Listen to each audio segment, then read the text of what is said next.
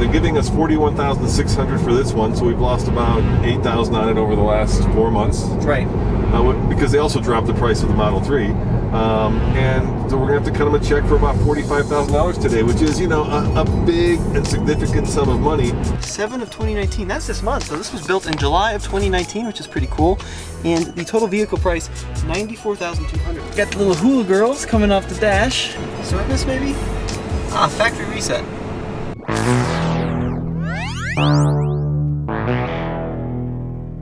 Hey guys, exciting news. We're about to trade the Model 3 that we're in for a new car. Can you guess what it is? And you'll be a little, well, surprised, because we've decided to trade it on something that can actually, hopefully, go off-road. So Tommy, tell them where we're going and what we're going to do. Yeah, we are trading our Model 3 in on the off-road heavy-duty truck of the electric world, which is the Model X. And you're probably thinking, what the heck, why are we going from a Model 3 to a Model X if we had all these kind of service issues with the repair? Yeah, and the reason for that is we wanted to do a video series and be one of the first to do one of three things. First, we want to see if an electric car will tow. Right. And the Model X tows. It tows 5,000 pounds. We want to run it up the Ike. We want to do an MPGE loop with it. And the reason we want to do that is because of number two, and that is we actually want to turn it into an off-road rig. So we want to be the first to have a real electric off-roader. And when you look at the cars that it competes with, the e-tron, that tows 4,000, right, gets 200 miles of range, and the I-Pace tows nothing, and definitely doesn't work for the series. So that's why we went with the Model X, because of the third thing we want to do, which is, at the end of the day, create an overlanding rig. So actually pull a trailer with it and see if we can actually overland with an electric vehicle. Yeah, and the Model X sounds like a terrible vehicle to overland with, because on the face of it, it looks nothing like a Toyota Land Cruiser or a Jeep Wrangler or something that you typically take off-road. But for the electric car world, before we have the wave of electric off-road trucks, the Model X kind of is the most capable off-roader and tower, with ground clearance of right around 9 inches with the air suspension in its highest setting. And we want to be there first to see, you know, can you actually take an electric car into, you know, pretty decent off-roading, and can you actually tow with it, or will it just suck? Here we go. This should be easy peasy lemon squeezy. Brand new G20 3 Series, 2-liter 4-cylinder, so 255 horsepower, which is not all that much. I'm gonna cheat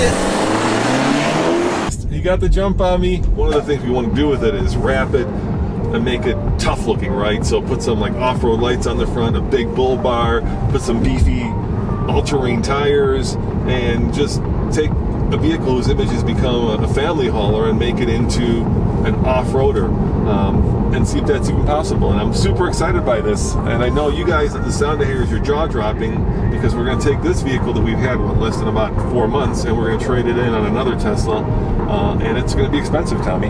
Yeah, it is going to be really expensive, but I think we've done like 18 videos, and I think a lot of you guys out there are probably pretty tired of seeing the Model 3 by now and hearing about the Model 3.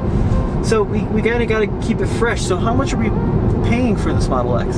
Yeah, they just dropped the price, which is great. So after the price drop, the base model that we're buying, the long range, which has a range of 325 miles, because really overlanding is all about range, and electric cars are all about range.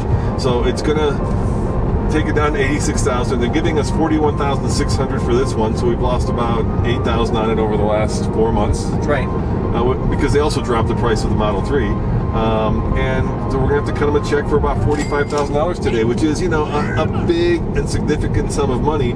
But I think it's worth actually having the first electric test vehicle for towing, off-roading, and overlanding. I think that's worth that price. And I hope you guys follow along with us on this journey, and hopefully at the end of this video series we'll know if you can actually do all that in an electric vehicle, and I think that's worth the price of entry. What are we going to call the series? What do you want to call this? How about Expedition Overland. Oh, no, somebody's use that. No. So this was the Thrifty 3. How about we call this one the Adventure X?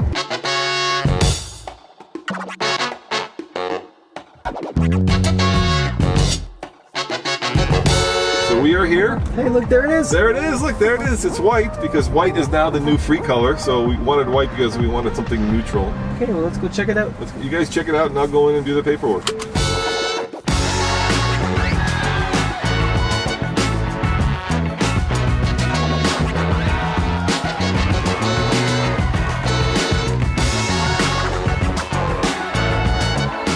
Okay, we're here at the Tesla store.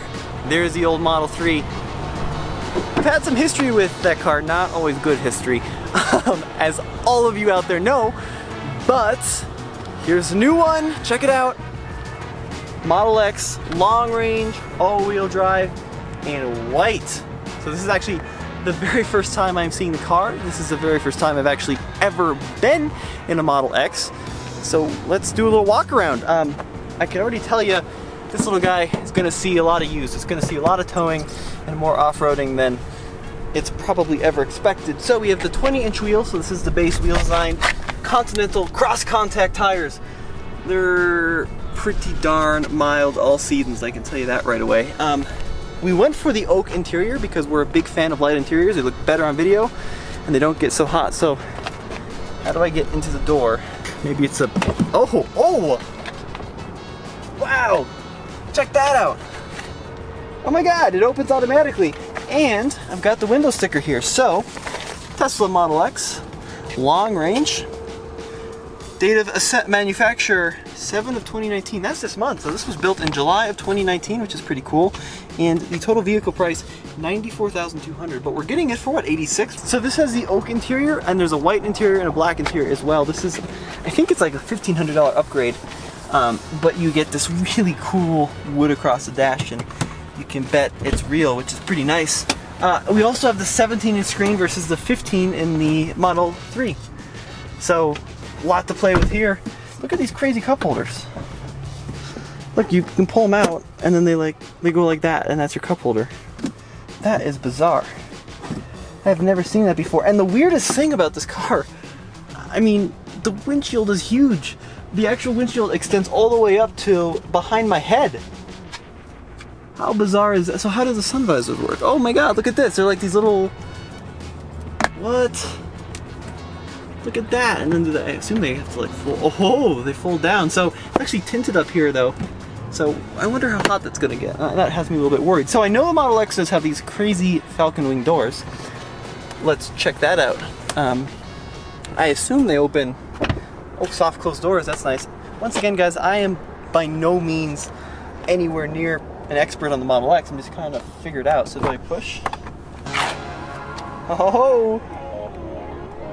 Okay, so you'll notice, first of all, that's really cool. But this is a 5-seater configuration. So there's a 5-seater, a 6-seater, and a 7-seater. We went with the 5-seater because we want to do some kind of drawer or storage system behind the second row here for camping, for, you know, maybe like a little stove, maybe a little fridge, something like that. So we need as much room as possible behind the second row. I will say that it's very different from the Model 3. This is a much more expensive car, but it almost feels more premium. So the materials feel a little bit nicer on the inside here. And keep in mind, this car dates back to, I want to say, 2016, so it's a few years old now. It doesn't feel quite as modern as the Model 3 on the inside.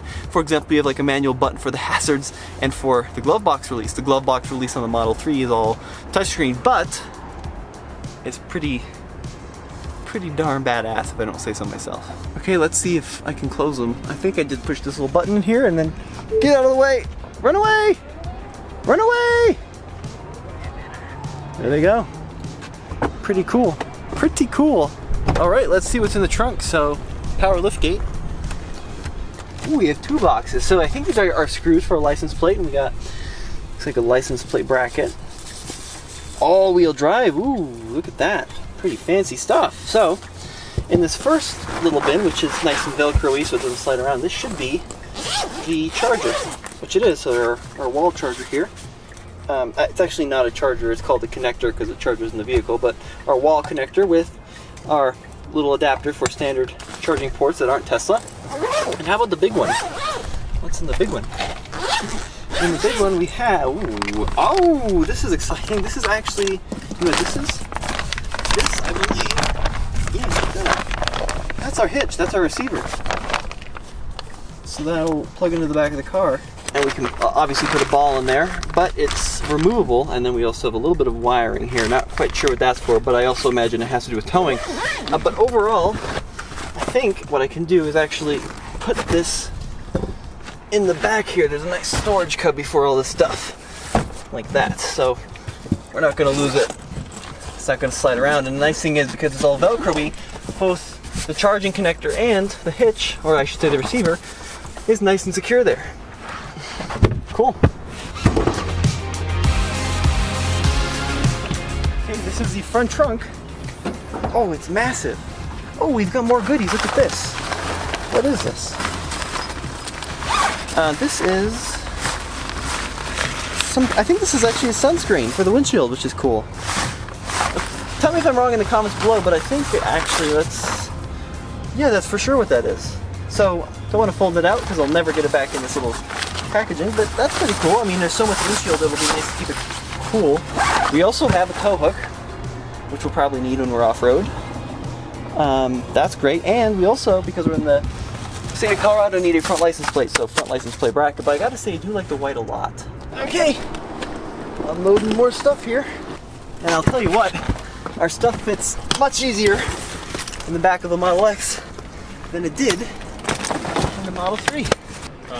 Doing the paperwork, but it's connecting to the Model X, that's pretty cool. That's the Model X, it's connecting right now, so we should have access to it. That's all of it. Well, now we got like all the little odds and ends. Okay, I'm not in the way.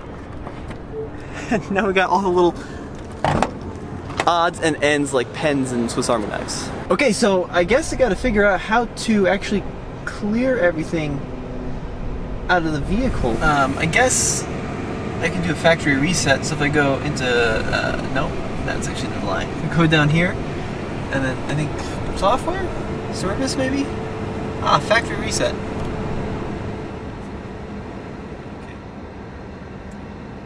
Okay. Goodbye.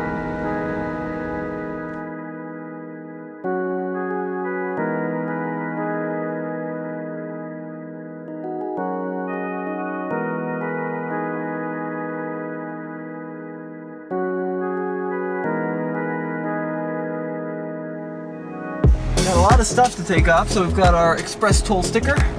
Okay, well this should make it inoperable enough to the point where someone's not going to be driving it on the Express Toll, so I'll let them scrape off the rest of it. Then, got the little hula girls coming off the dash, and actually pretty good, no residue left there. So that looks really good. Okay, let's see, in the glove box, we've got a bunch of little things, so a couple Swiss Army knives, a bunch of allergy medication, some odds and ends. Let's swap it over.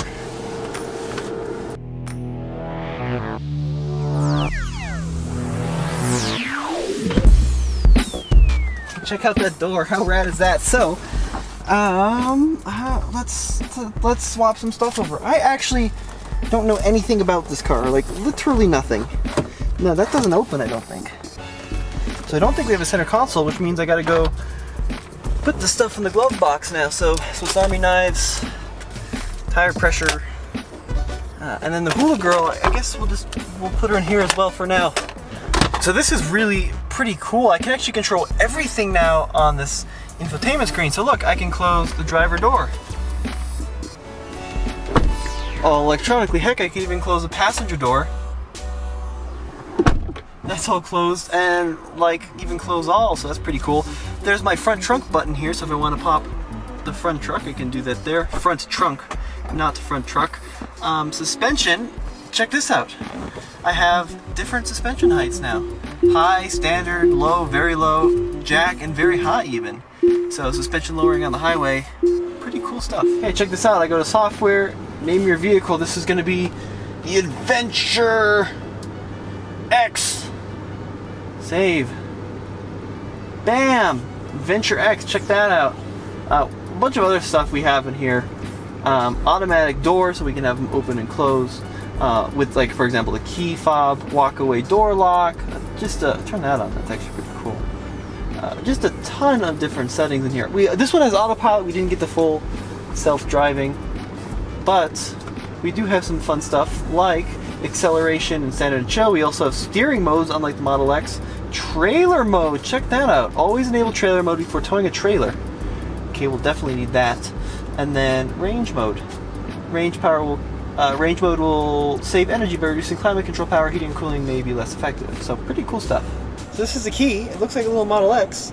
Actually more like a little Model S, and you can push on the nose or on the tail to lock and unlock. To lock and unlock, and also open the trunk apparently.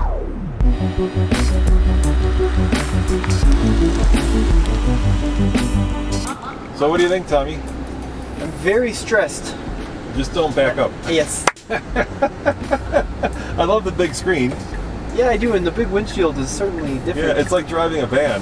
Yeah, like a moving van. Yeah, not like a ProMaster. Right. And the other thing that it has in common with the ProMaster is the FCA switchgear.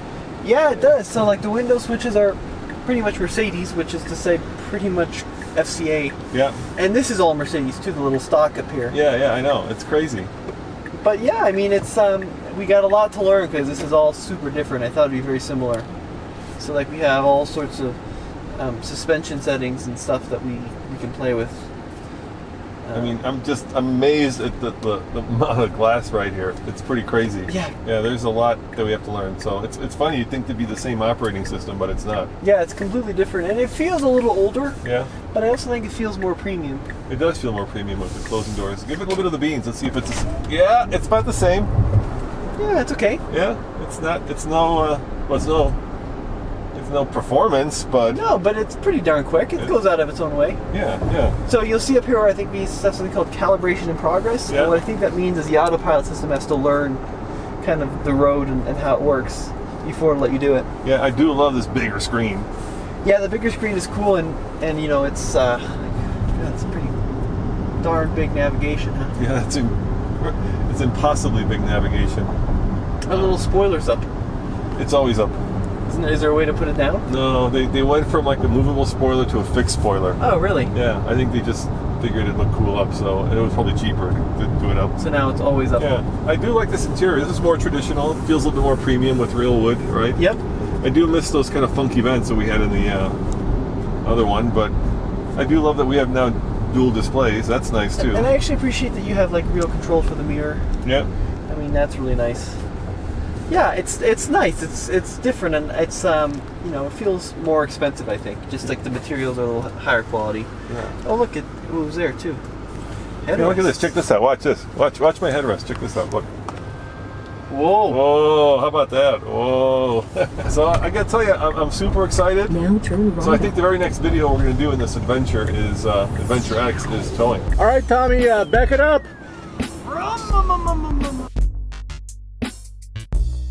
Okay, hit the manual override. Oh, they work. Hey, we got trailer brake. And the mirror's falling off, but I gotta pull it off. Because at this rate, let's see, it took us 33% to get here just to the turnaround point, and we have 34% battery remaining to get us back. Yeah, that's basically it. So I think it's time to get a little crazy. We're gonna have to slow down speed, right? Well, thanks for joining us, and come back next time when we start towing and we figure out two things. Will it go up the Ike Gauntlet, and how much energy do we use? What are our MPGEs when we're actually pulling a load? And I think we're going to go right to 5,000. Let's not screw around with 1,000 or 2,000. Let's go right to the max. We're gonna have to do some pretty significant maths, I think. Yeah. We'll leave that to Andre. Yeah. That's his thing. All right, see you guys next time. Ciao.